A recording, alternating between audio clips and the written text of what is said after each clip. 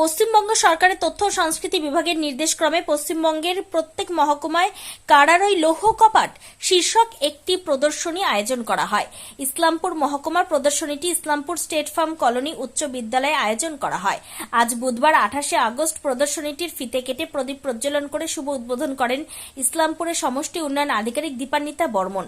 উপস্থিত ছিলেন মহকুমা তথ্য সংস্কৃতি আধিকারিক শুভদীপ দাস, ইসলামপুর পঞ্চায়েত প্রধানের প্রতিনিধি অভিজিৎ পাল, বিদ্যালয়ের প্রধান শিক্ষক কানাইলাল কর্মকার সহ বিদ্যালয়ের সকল শিক্ষক শিক্ষিকা ও ছাত্রছাত্রীরা। মহকুমা তথ্য সংস্কৃতি আধিকারিক শুভদীপ দাস জানান, 28 আগস্ট থেকে আগামী 30 আগস্ট অবধি এই প্রদর্শনী অনুষ্ঠান চলবে।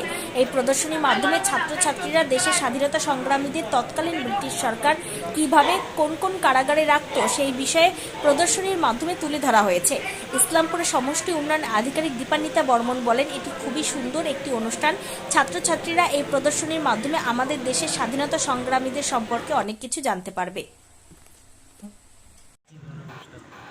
এটি খুব সুন্দর অনুষ্ঠান, মানে আমাদের স্বাধীনতা সংগ্রামী আমাদের দেশে যারা ছিলেন তাদের নিয়ে একটা প্রদর্শনী।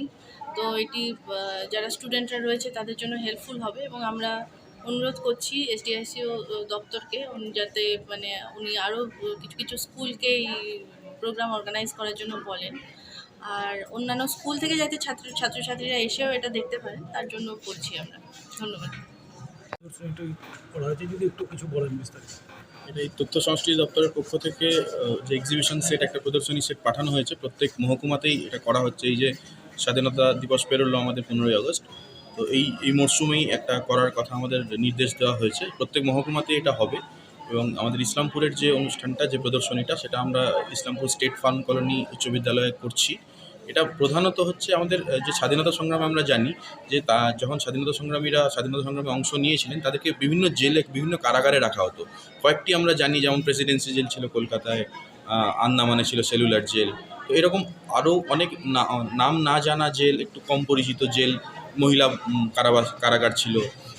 সেই কারাগারগুলো নিয়ে, সেই জেলগুলো নিয়ে একটি প্রদর্শনী, যার নাম হলো কারারই লৌহ কপাট। মানে সেই জেলগুলো, কোন জেলে কারা ছিলেন, কীরকমভাবে তাদের ওপর অত্যাচার করা হতো, কোথায় তাদের ফাঁসি দেওয়া হতো ইত্যাদি নিয়ে, এবং যে ছাত্রছাত্রীদের জন্য খুবই এটা তারা যথেষ্ট এটা থেকে অনেক কিছু শিখতে পারবে, জানতে পারবে, সেই দিকে লক্ষ্য রেখে এটা ব্যবস্থা করা হয়েছে, প্রদর্শনীটা তৈরি করা হয়েছে।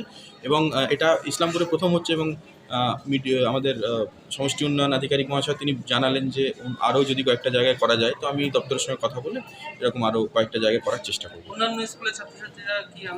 হ্যাঁ, আমি শিক্ষা দপ্তরে জানিয়েছি, আমাদের যে এসআই অফিস আছে সেখানে জানিয়েছি। সেখান থেকে বলা হয়েছে যে সব স্কুলের প্রধান শিক্ষকদের, শিক্ষিকাদের জানিয়ে দেওয়া হয়েছে, তারা যদি সময় করে, এখানে 3 দিন তো চলবে, 28, 29, 30। তাছাড়াও আপনাদের মাধ্যমে আমি সবাইকে বলছি যে প্রত্যেক দিন সকাল 11টা থেকে বিকেল 4টে পর্যন্ত এটা খোলা থাকবে।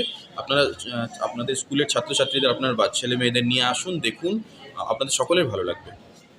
সুবিধা আছে, ঐতিহাসিক দিক থেকে খুবই গুরুত্বপূর্ণ। অনেক কিছু জানার আছে যেটা বাচ্চারা এখনও জানে না, যে আমাদের স্বাধীনতার পূর্বে বা তার পরে যে এক্সিবিশনে যেটা দেখানো হয়েছে সেগুলো কোন সময়কার, কারা ছিল, কিভাবে ছিল, কি ঘটেছিল, সেগুলো সম্পর্কে বিস্তারিত জানতে পারবেন। এসব ব্যাপার নিয়ে কোন সালে ঘটেছিল, কিভাবে ঘটেছিল, সবই জানতে পারবেন। অবশ্যই এটাতে উপকৃত হবেন ছাত্রছাত্রীরা। হ্যাঁ, আমি সবাইকে আমন্ত্রণ জানাবো। যেহেতু মহকুমার মধ্যে, আমাদের স্কুলের মধ্যে স্থান পেয়েছে, তো এখানটায় মহকুমার বিভিন্ন স্কুল থেকে যদি শিক্ষক শিক্ষিকারা ছাত্রছাত্রীদের নিয়ে আসে, আমরা অবশ্যই ওয়েলকাম জানাবো। ওরা আসবেন, দেখে যাবেন, একটু আলোচনা করে যাবেন।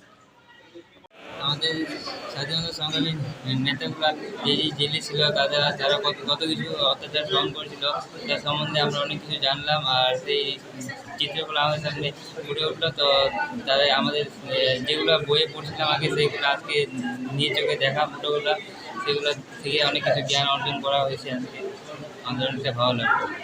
তোমার নাম? বিক্রম পাল। কোন ক্লাসে পড়ো? ক্লাস 12।